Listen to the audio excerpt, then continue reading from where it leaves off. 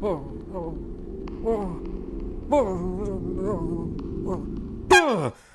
geez, I was just having a really bad spooky nightmare that there was no news. But strap the heck in, because there is news, and we're about to talk about it. Microsoft is putting Google Plus for consumers out of its misery following a security breach. Plus, details on the Philly Trans March last weekend. Also, the world is slowly ending. It's our fault, and we probably can't fix it. Really? Yeah. Damn. Also, there's some other news. From WHIP, I'm Tony Pearson, and this is your WHIP Weekly News Crackdown. Social media network Google Plus announced on Monday that they would shut down following the exposure of a years-long data breach due to a software bug.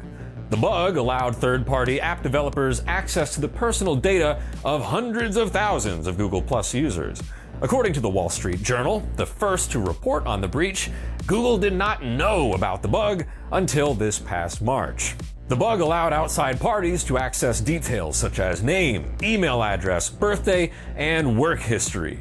Google stated that although up to 500,000 users could have potentially been affected, they are unsure if any app developers were even aware of the bug, let alone abusing it. Google delayed notifying users about the bug because they did not want the company brought into the same media spotlight as Facebook's 80 million profile breach earlier this year. Additionally, Google did not think that the issue was serious enough to disclose. The company did not break any federal laws by not informing users of the breach, although a lot of people aren't happy about it. Google Plus, launched in 2011, never came close to competing with the social media giant Facebook. On average, 90% of Google Plus users were on the platform for less than 5 seconds at a time.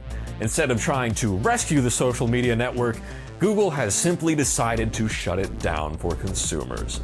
Rest in peace. Speaking of rest in peace, the UN Intergovernmental Panel on Climate Change issued a report on Monday, claiming the planet will reach the crucial threshold of 1.5 degrees Celsius increased as early as 2030. This increases the risks of severe drought, wildfires, floods, and food shortages for millions of people worldwide. This is bad news, folks. This latest forecast is based upon our current levels of greenhouse gas emissions, according to CNN. The temperature increase is already nearly 2/3 of the way there, as the planet has already warmed about 1 degree Celsius. Andrew King, a lecturer in climate science at the University of Melbourne, described some of the disasters we can expect as we exceed 1.5 degrees Celsius global warming. These include more heat waves, hotter summers, greater sea level rises, and for many parts of the world, worse droughts and rainfall extremes. These issues are expected to be severe enough and on a wide enough scale to threaten global societal stability more than they already do. In other words, if you think the migrant crisis is bad now, you have seen nothing yet. In order to cap the increase, we would have to limit our global carbon dioxide emissions by 45% from 2010 levels and reach a net zero by 2050. Even this will not prevent the 1.5 degrees Celsius increase, but it will stop it from increasing to even worse measures, the likes of which could threaten modern society as a whole. While this is technically possible, it will require an unprecedented change in energy industries, buildings, transportation, and cities. King closed his statement by stating, quote, "The window on keeping global warming below 1.5 degrees Celsius is closing rapidly, and the current emissions pledges made by signatories to the Paris Agreement do not add up to us achieving that goal," end quote. We are well on our way to a global catastrophe. As the story was written, the U.S. East Coast was actually hit by a hurricane just shy of Category 5 strength, one of the top 4 strongest hurricanes in U.S. history. This was the second massive hurricane to hit the U.S. East Coast in under a month. On a totally different note, on Saturday, October 6th, Philadelphia held its 8th annual Philly Trans March at Love Park. People of all gender identities, expressions, and experiences were welcome to rally and march together. Christian Lovehall, a black trans man and activist from South Philly who created the march, said his goal from the start has been to create a voice for marginalized communities. They walked in remembrance and solidarity of loved ones and community members who have faced hate, social injustice, and inequality, specifically calling attention to the unsolved murders of Stacey Blahnik and Shantee Tucker.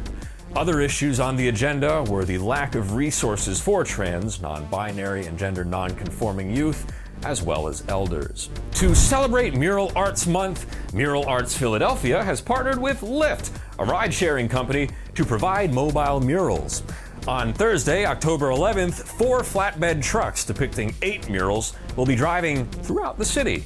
Philadelphians have a chance to take photos with the trucks around 10 a.m. and 3:30 p.m. when they stop outside the Philadelphia Museum of Art.